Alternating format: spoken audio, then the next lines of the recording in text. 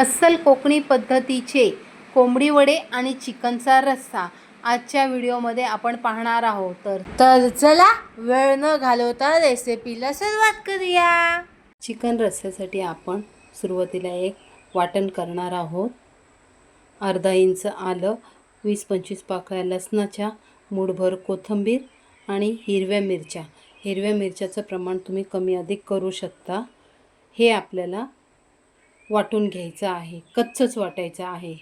आणि भाजून कांदा, खोबरं आणि टमॅटो आणि थोडीशी खसखस हे आपल्याला भाजून घ्यायचं आहे। तर आता आपण सुरुवातीला खोबरं भाजून घेऊया। मी थोडंसं तेल टाकून घेतलेलं आहे। त्यावर आपल्याला मी इथे अर्धी वाटी ओला नारळ किसून घेतलेला आहे। अस्सल कोकणी पद्धतीचं चिकन रस्सा करत आहोत, त्यासाठी ओल्या नारळाचाच वापर करत आहे मी। ओला नारळ व्यवस्थित आपल्याला भाजून घ्यायचा आहे। आता आपण खोबरं काढून घेऊया।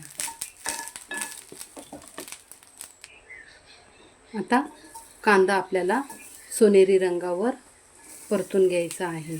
त्याचबरोबर हा कापून घेतलेला एक टमॅटो हा सुद्धा आपल्याला भाजून घ्यायचा आहे। थोडंसं तेल टाकायचं।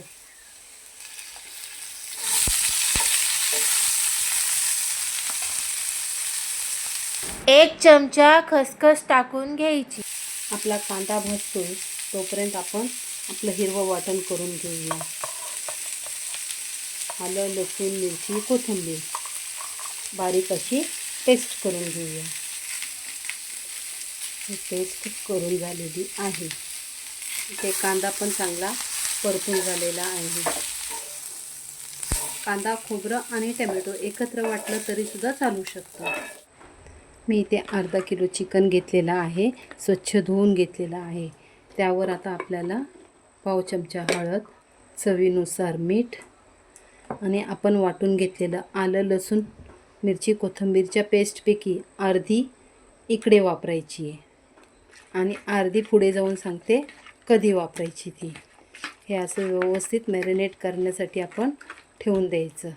मी यामध्ये 2-3 पळी तेल टाकून घेतलेला आहे। त्यावर कांदा टाकून घ्यायचा। कांदा चांगला मऊ झाला, आपण मॅरिनेट केलेले चिकन टाकायचं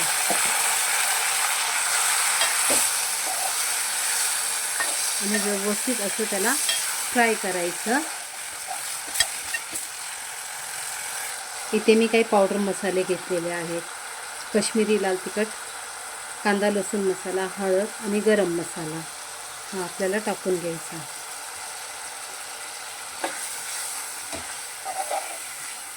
आणि व्यवस्थित या मसाल्यामध्ये चिकन आणि पावडर मसाले व्यवस्थित आपल्याला फ्राय करून घ्यायचं आहे। आणि उरलेली अद्रक, लसूण, मिरची, कोथिंबीरची ही पेस्ट ही टाकून घ्यायची।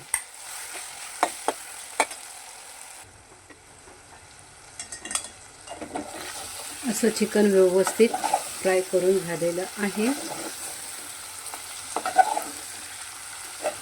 आता जो आपण वाटून घेतलेला मसाला आहे ना, कांदा, खोबरं आणि टमॅटो, मी इथे अर्ध वाटण वापरत आहे, अर्ध शिल्लक ठेवत आहे, दुसऱ्या भाजीला वापरता येईल।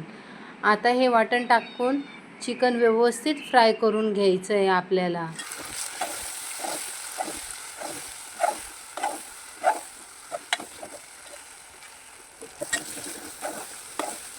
असा मसाला 2 मिनटं फ्राय करून झाला की त्यावर गरम गरम पाणी टाकायचं।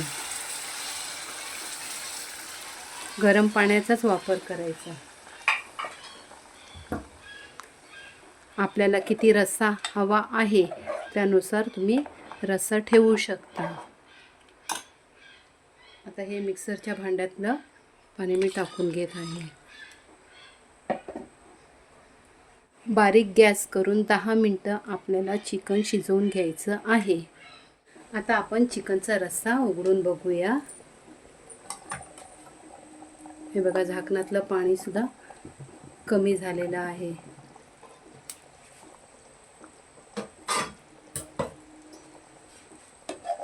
मस्तच। तुम्ही ह्या स्टेजला मीठ वगैरे सर्व चेक करून बघू शकता।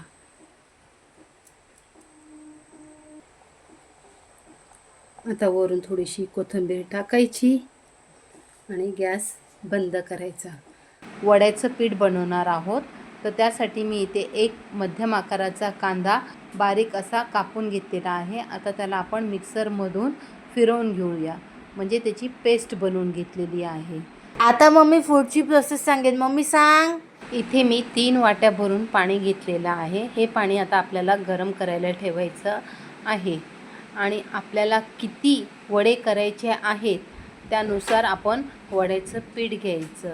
वड्याचं पीठ बघा कसं रवाळ आहे.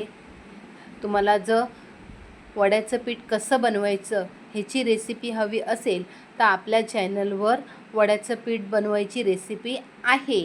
ती आवर्जून बघा, कारण ती बिना भाजणीची आहे. ते मम्मीनी 6 वाट्या वड्याचं पीठ घेतलेलं आहे.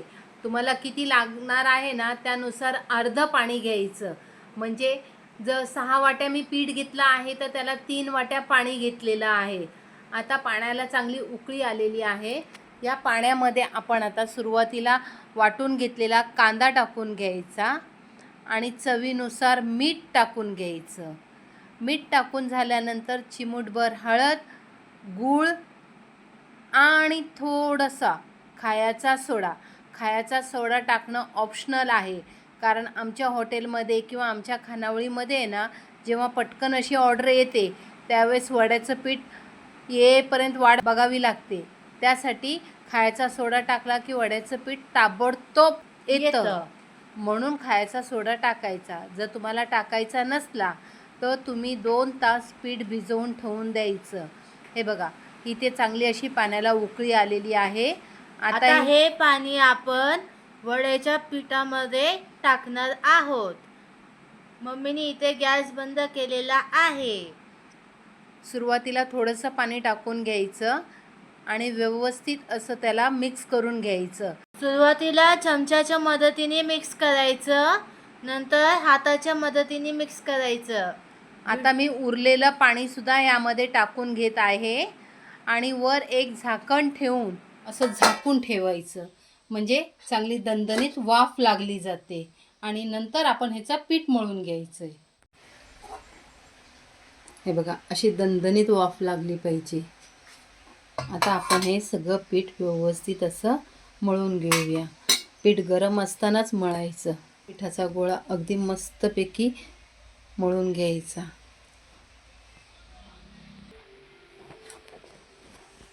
असा व्यवस्थित पिठाचा गोळा मळून घ्यायचा. जेवढं चांगलं पीठ मळाल तेवढे वडे आपले छान होतात. हे बघा पीठ बघा अगदी जवळून दाखवते. इथे मम्मीने तेल गरम करायला ठेवलेलं आहे.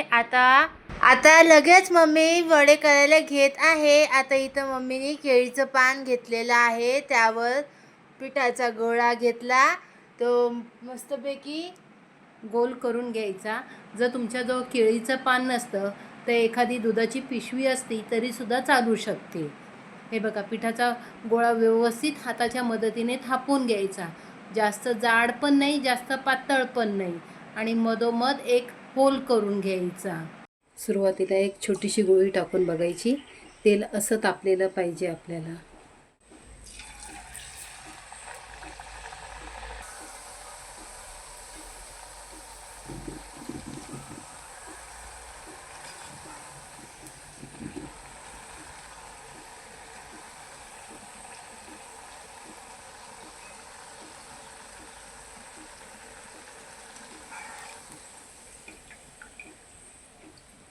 इथं आता मम्मी तुम्हाला आणखीन एक पद्धत दाखवणार आहे. दुसरी पद्धत म्हणजे आपण जशा पुऱ्या करतो ना, अगदी त्याच पद्धतीने एक गोळा घ्यायचा, व्यवस्थित हातावर मळून घ्यायचा आणि थापून घ्यायचा. जास्त जाड पण नाही, जास्त बारीक पण नाही, असं व्यवस्थित थापून घ्यायचा आणि मग तो तेलात सोडायचा आणि असा मस्तपैकी तेलात सोडून घ्यायचा. बघा कसा टमटमीत फुगलेला आहे. असा वडा फुगला की मग त्याला पलटी मारायची. जास्त उलट पालट करायचं नाही. आता हा वडा काढून घेऊया. तुम्हाला जी पद्धत सोयीस्कर वाटेल ती तुम्ही वापरू शकता. अशाच प्रकारे मम्मी सर्व वडे करून घेत आहे. बघा आपले वडे बनून तयार झालेले आहेत. भोकाचे वडे म्हणतात ह्याला. हे चिकन रस्स्याबरोबर खायला खूप छान लागतात. हे बघा मी तुम्हाला जवळून दाखवते कसे पोकळ झालेले आहेत. असे पोकळ मस्त वडे खायला कोणाकोणाला आवडतात. तुम्हाला जर आजचा अस्सल कोकणी पद्धतीचा चिकन रस्सा आणि कोंबडी वडे आवडले असतील तर लाईक करा, शेअर करा आणि आमच्या चॅनलला सबस्क्राईब करा. भेटूया पुन्हा नेक्स्ट व्हिडिओ मध्ये. Bye bye.